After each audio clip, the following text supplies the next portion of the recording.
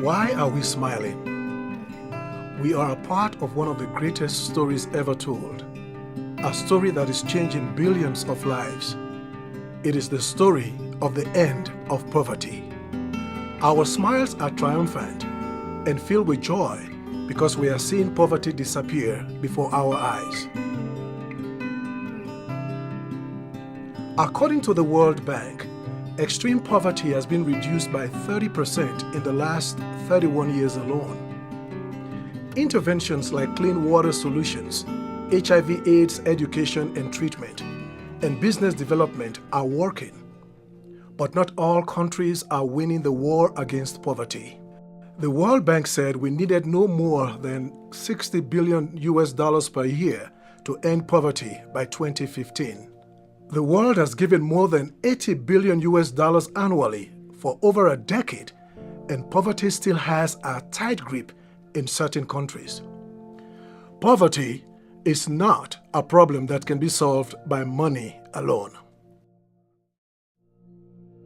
In countries struggling with poverty, there are bad leaders who have enabled poverty to thrive. Research proves that leaders like these have a large impact on their nation's economies. For example, Haiti's former president, François Duvalier, was responsible for 30,000 deaths, mass corruption, election rigging, and state-sponsored terrorism. According to the United Nations, while Duvalier was in power, Haiti was the only country in the entire world that did not experience real economic growth. National-level leaders are not the only ones that can hurt nations. Bad leaders at the local level are just as devastating. One of the deadliest forms of bad local leadership is corruption.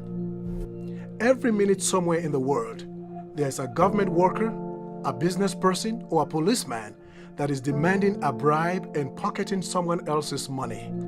Collectively, corruption is a staggering $1.3 trillion business.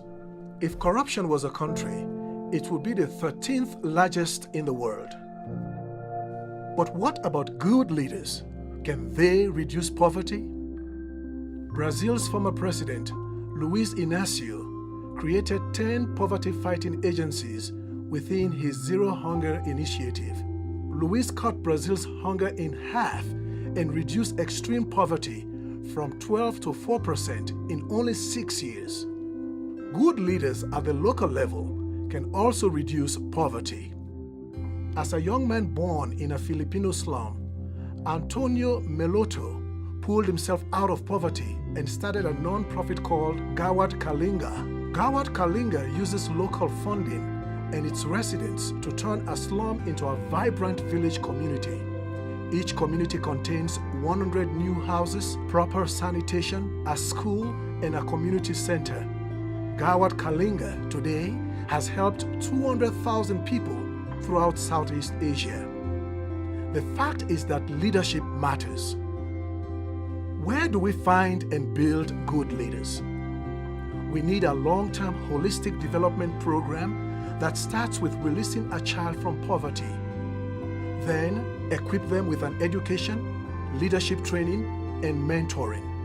If we build up enough good leaders at the local and national levels, we create a tipping point that will push poverty into the past. There is not another organization in the world better positioned to build good poverty-fighting leaders than Compassion International. Each year, Compassion's Leadership Development Program hand-selects an elite group of Child Sponsorship Program graduates and prepares them for the fight against poverty. It is our children, the very ones that suffered at the hands of poverty, who come full circle to eliminate poverty itself. Our leaders are homegrown. They understand root issues and create relevant solutions. Our leaders have the passion needed to push poverty into history. Our leaders are ethical. Our leaders are equipped with education, leadership skills, and mentoring. Our program is working. We've only been graduating leaders for 12 years, but are already seeing the impact. Patrick Mulengwa fought and won the fight against corruption. While working at a pharmaceutical company, Patrick was offered $10,000 to allow a harmful drug to enter into the Ugandan market. Knowing that he could be fired or even killed, Patrick refused the bribe. The company decided to destroy the drug. Patrick's integrity protected thousands of Ugandans. As co-founder of the Novus Foundation, Mikel Casina is developing a generation of empowered Bolivians. One of their projects partners with local universities to equip 10,000 high school students with leadership and entrepreneurial training. Maureen Ayango is the co-founder of Mercy House, a rescue center for pregnant girls in Kenya. Maureen ministers to young mothers who are often victims of rape or abuse in slums. These young women are loved, protected, and equipped with life skills so that the cycle of poverty stops with them. We need more good leaders like Patrick, Miguel, and Maureen to push poverty into history. That is why Compassion has an aggressive growth goal for the Leadership Development Program. Today, we develop 3,000 leaders. In 2020, we'll develop 21,000 leaders. Just imagine what 21,000 good leaders can do for their communities and nations. They will create jobs, provide health services, stop corruption, lead multitudes to Christ, make national level changes as a senator or judge, and inspire young minds in the classroom. They will transform their communities and nations. The greatest story of our generation is now being written.